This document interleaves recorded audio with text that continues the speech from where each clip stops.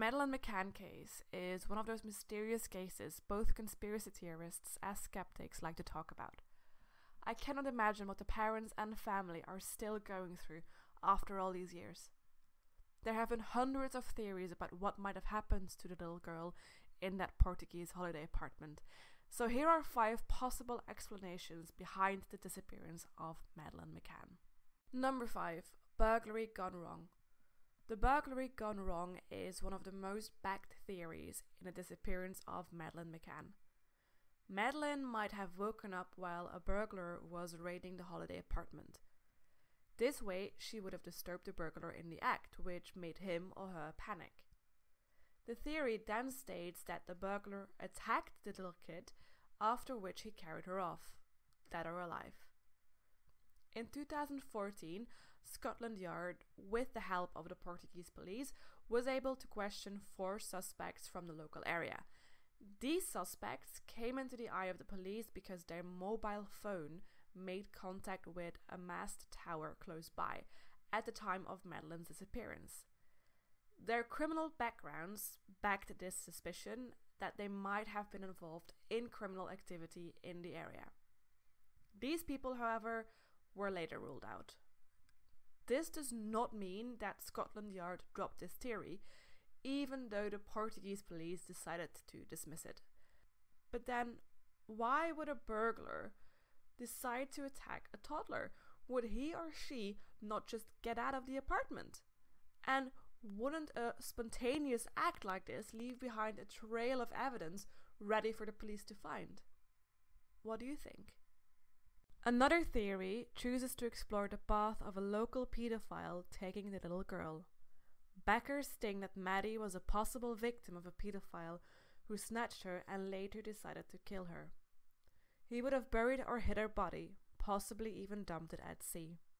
Witnesses told the police that they saw several suspicious men eyeing up and watching the apartment the McCanns were staying at. This happened in the days before and on the day that the little girl disappeared.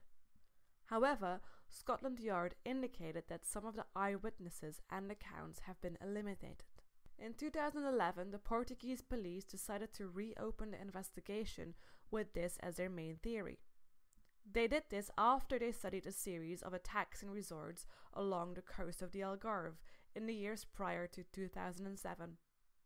A man had apparently walked into the holiday homes of mainly British holidaymakers, where he then molested young girls while they slept. However, the Portuguese investigators were able to identify the former Ocean Club waiter Euclides Monteiro as their main suspect. The man was already killed in a freak tractor accident in 2009. He was also ruled out by DNA evidence. But this does not mean there was no other predator at large when Madeleine Mccann vanished. But what about behavioral analysis? Police argued that pedophiles actually prefer older victims and would rarely risk taking a child from inside a building. Pedophiles tend to panic after the deed, and the bodies of the young victims are often easily found, not far from where they were taken. A serious attack such as this one is also often a culmination of an extensive history of escalating behavior. This means that people capable of doing something like this often already have criminal records and are more easily identified. What do you think? Do you think it was a pedophile, or is there something more going on? Number 3. The parents did it. Juan Carlos Amaral, who was the first senior detective on the case, still believes Maddie died in the little apartment the family rented as a holiday home. He believes the parents tried to cover up her death and then disposed of her body. He got this suspicion after British sniffer dogs, trained to track down the scent of bodies and blood, reacted heavily in the apartment and car of the McCanns. This was 3 weeks after the little girl disappeared. Portuguese investigators took forensic swabs in the car in the apartment. These were allegedly misinterpreted, which made the couple official suspects. The Portuguese police later ruled out the couple and closed the case unresolved after 15 months. The McCanns have always denied having any part in the disappearance of their daughter. 2 Portuguese investigators assigned to the case and an inquiry led by Scotland Yard did not find any new evidence that might suggest otherwise. Would 2 doctors, trained to preserve life, choose not to raise the alarm, but instead dispose of their daughter's body and have the means to do so without a car in a foreign country before joining their friends for dinner as though nothing had happened? And keep such a secret for years while drawing global attention to themselves in their campaign to find Madeleine. Number 2. Abducted by child traffickers. The theory that Maddie was kidnapped by a gang and taken abroad to be sold into slavery rests on the fact that in 90 minutes' time she could be driven to the Spanish border where a boat in the Lagos Marina could take her to Morocco. And this even before police even suspected Maddie had been abducted. The theory was explored early on by the Portuguese police after a report of Madeleine being photographed on the beach by a stranger. This might have been part of a selection process. In 1981, Mauritania was the last country in the world that abolished slavery. Human trafficking gangs are well known to operate in this country, as many people are thought to be kept in slavery in this country. There have been several witnesses that reported sightings of Madeleine in Morocco, and Morocco is on the trafficking route to Mauritania. Madeleine's parents flew out to Morocco to make appeals to the public and to plead for help in the weeks after their daughter disappeared. But is this the most logical explanation for Madeleine disappearing? Number 1. An accident. The last theory we're going to explore is that of Maddie having an accident. She could have woken up and decided to go looking for her parents.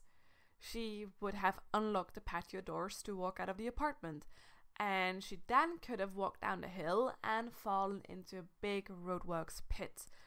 This pit was filled the next morning. But this theory assumes that Maddie, who at the time was nearly 4, would have been able to open up the curtains and slide open the heavy patio door.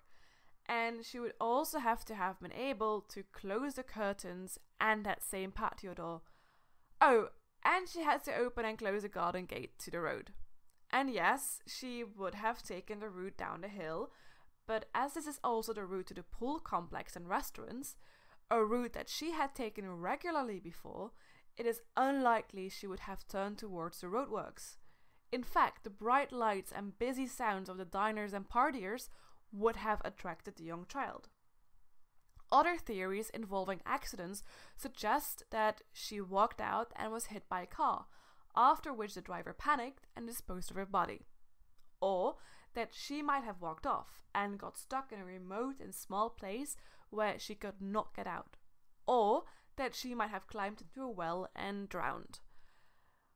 What may be, there are still a lot of what ifs and could haves that surround this case, and disregarding the fact you think the parents have done it, or maybe not, I cannot imagine what the family is going through.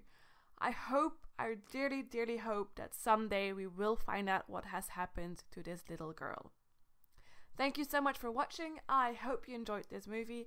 Please give it a thumbs up and don't forget to subscribe. See you next time.